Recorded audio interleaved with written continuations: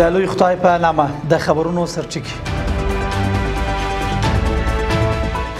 کونړ ولایت کې د اخرنۍ زلزلې په اړه د افغانستان او هند د بهرنیو چارو وزیرانو تلیفوني خبرې اترې.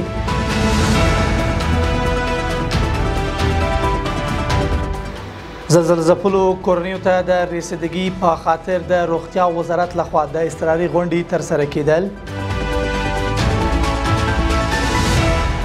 او د زلزله ځپلو کورنیو سره د آلمان او سوئیس هیوادونو خواخوږي.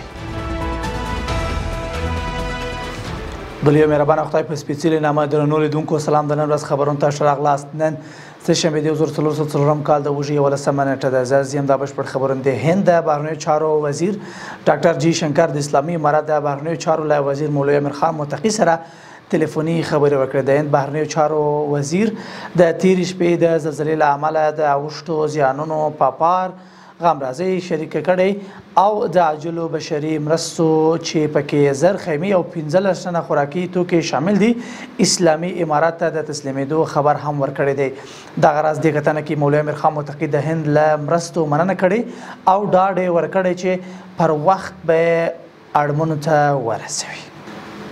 د عامې روغتیا وزیر مولوي نور جلال جلالي زلزله ځپلو ته غوره روغتیايي خدمتونو ته وړاندې کولو په موخه د دې وزارت له مرستیالانو او رئیسانو سره بیړنۍ غونډه ترسره کړه. عامې روغتیا وزارت وایي چې د غونډه کې ښاغلي جلالي مسؤلینو ته سپارښتنه وکړه چې د یادې پیښې ټپیانو ته ژر تر ژره رسېدنه وکړي.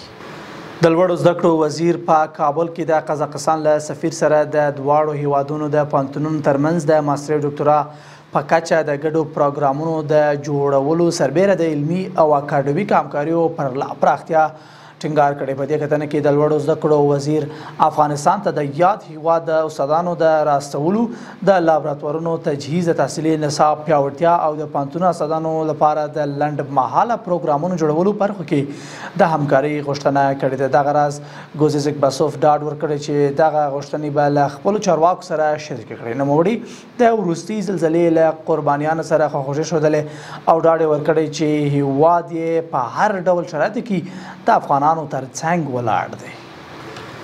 او وروستی خبر ده چې د آلمان د بهرنیو چارو وزارت د هیواد په ختیځ ولایتونو کې د وروستي زلزلې له امله ژوره خواشینۍ ښودلې او له زلزله ځپلو سره یې د خواخوږۍ شریکولو ترڅنګ دوی ته تسلیت ویلی دی. ورته مهال د سویس د بهرنیو چارو وزارت پر خپل ایکس پاڼه د هیواد په ختیځو ولایتونو کې د وروستي زلزلې له قربانیانو سره خواخوږۍ کړې ده. یاد وزارت ویل چې په کابل کې د خپل بشردوستانه دفتر له لارې له زلزله ځپلو سره مرسته کوي.